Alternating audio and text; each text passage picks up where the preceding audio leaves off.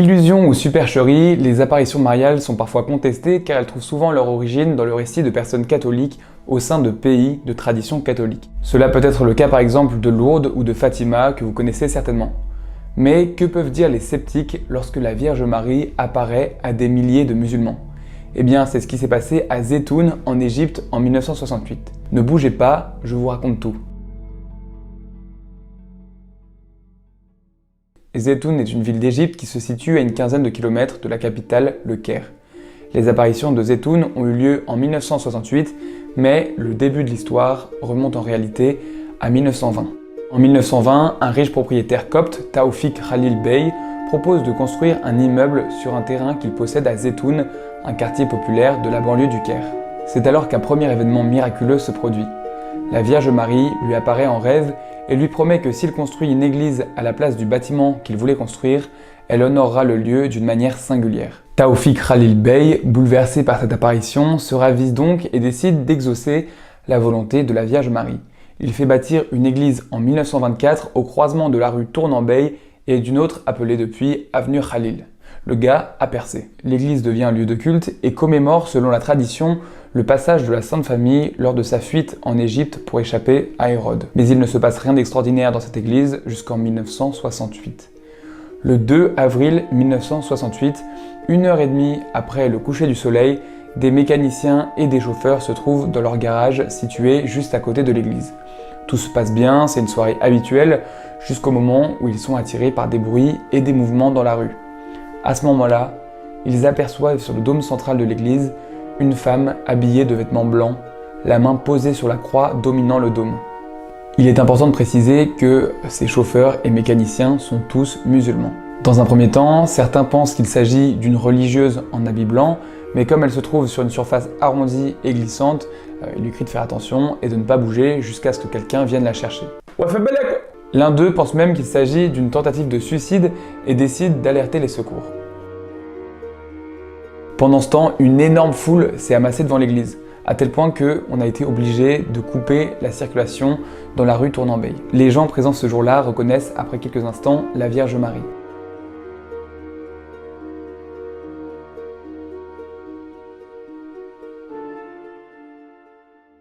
Ouais, mais les musulmans, comment ils ont fait pour reconnaître la Vierge? C'est une bonne question, Thérèse. On peut se demander comment est-ce possible qu'autant de musulmans aient reconnu la Sainte Vierge alors que dans leur religion, les représentations sont interdites. Eh bien, c'est grâce à Catherine Labouré. La Vierge aperçue à Zeytoun ressemblait en tout point à celle de l'Immaculée Conception vue par Catherine Labouré en 1830, image qui avait été largement popularisée en Égypte par les missions et les écoles catholiques. On peut aussi rappeler que la Vierge Marie existe dans le Coran puisque c'est la mère de Issa, Jésus, qui était un grand prophète. Après cette première apparition, qui va faire évidemment parler d'elle dans ce pays qui est musulman, le curé de la paroisse va faire un premier rapport des événements, mais ce qu'il ne sait pas, c'est que c'est le début d'une grande série d'apparitions. En effet, pendant 3 ans, les apparitions vont se multiplier, toujours la nuit. Les apparitions durent jusqu'au 12 septembre 1970, en s'espacant de plus en plus vers la fin. Pendant ces 17 ou 18 mois, il y a des centaines d'apparitions. Parfois, les apparitions ne durent que quelques minutes, parfois c'est 1 ou 2 heures, voire davantage. Peu à peu, l'église de Zeytoun devient donc un lieu de pèlerinage où affluent des fidèles mais aussi des curieux qui souhaitent voir les mystérieuses apparitions. En 1968, on peut évaluer l'assistance à une moyenne quotidienne de 50 000 personnes. Et certaines nuits, on compte plus de 100 000 personnes. On dit même que le maximum était de 250 000 personnes. Ça fait plus qu'un stade de foot, c'est impressionnant. La ville du Caire fut même contrainte d'interdire la circulation automobile dans le secteur environnant l'église. Mais malgré ça, l'affluence fut souvent si importante que c'était extrêmement difficile de bouger au sein de la foule. Cette foule acclamait avec enthousiasme chaque apparition de la Vierge Marie et l'invoquait avec ferveur. Les musulmans récitaient des versets de Coran, les coptes orthodoxes et les catholiques priaient et chantaient des hymnes en arabe, et il y en a même qui priaient en grec. On a vraiment constaté à ce moment-là un renouveau dans la foi et une ferveur ainsi que de nombreuses conversions. Au-delà de cette ferveur, d'innombrables personnes affirment avoir été guéries pendant les apparitions ou peu après en avoir été témoins. Un comité médical mis en place par l'église copte orthodoxe fut chargé de les enregistrer et de les vérifier. Parmi les cas les plus spectaculaires, on a par exemple un homme guéri d'un cancer en phase terminale, une musulmane pieuse guérie d'une affection incurable de la glande thyroïde, une autre musulmane qui a été guérie de troubles nerveux qui l'avaient rendue aveugle, ou encore une femme guérie d'une paralysie totale des membres inférieurs. Chose rare pour un miracle ou une apparition, il existe plusieurs photos et vidéos du phénomène. Bien qu'elles soient souvent de mauvaise qualité, elles permettent en effet de distinguer une silhouette lumineuse perchée sur l'église. En ce qui concerne la manifestation concrète de la Vierge Marie, des témoins ont raconté. L'apparition de Notre-Dame était ordinairement annoncée par des lumières mystérieuses.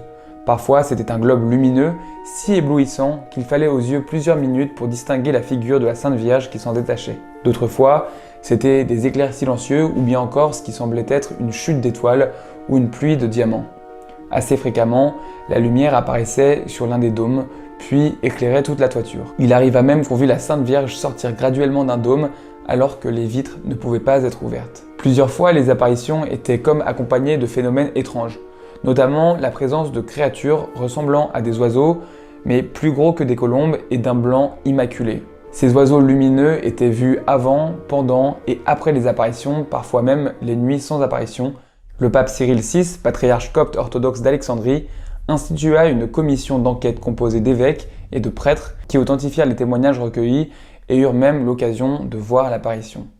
Le pape copte fit alors une déclaration officielle publiée le 5 mai 1968 dans les principaux organes de presse égyptiens, mais aussi dans la presse étrangère, en décrivant les principaux phénomènes et en concluant « Le siège patriarcal déclare avec une foi complète, une grande joie et une humble gratitude envers le Tout-Puissant que la bienheureuse Vierge Marie est apparue à plusieurs reprises sous des formes claires et stables durant plusieurs nuits et plusieurs périodes variées, pouvant aller jusqu'à plus de 2 heures depuis le 2 avril 1968 jusqu'à maintenant au-dessus de l'église copte orthodoxe de Zeytoun au Caire, sur la route de Mariathée, où la Sainte Famille passa durant son séjour en Égypte tel que le rapporte la tradition. Nous espérons que cette bénédiction sera un signe de paix pour le monde et un présage de prospérité pour notre pays bien-aimé et béni. Le pape Paul VI aurait également envoyé sur place 2 observateurs et il aurait fini par s'aligner sur la position de l'église copte orthodoxe. Donc apparition certifiée par l'église catholique romaine. On est tranquille. Aujourd'hui, Zeytoun est devenu un sanctuaire marial qui rassemble de nombreux pèlerins au sein d'un pays où les chrétiens coptes sont souvent opprimés et victimes de persécutions. On peut se questionner sur le fait que la Vierge Marie n'ait laissé aucun message au cours de ses apparitions. Généralement, quand elle apparaît, elle donne une mission ou quelque chose à faire aux gens à qui elle apparaît. Là, il n'en est rien, donc il faut interpréter.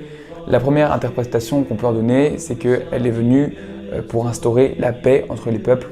Parce que Zeytoun veut dire olivier en arabe, et olivier, c'est le symbole, l'olivier, c'est le symbole de la paix, comme vous le savez.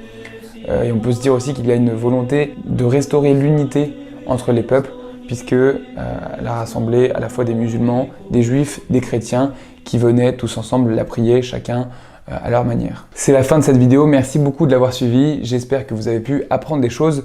Ces apparitions sont peu connues, donc je pensais que c'était intéressant de mettre la lumière dessus.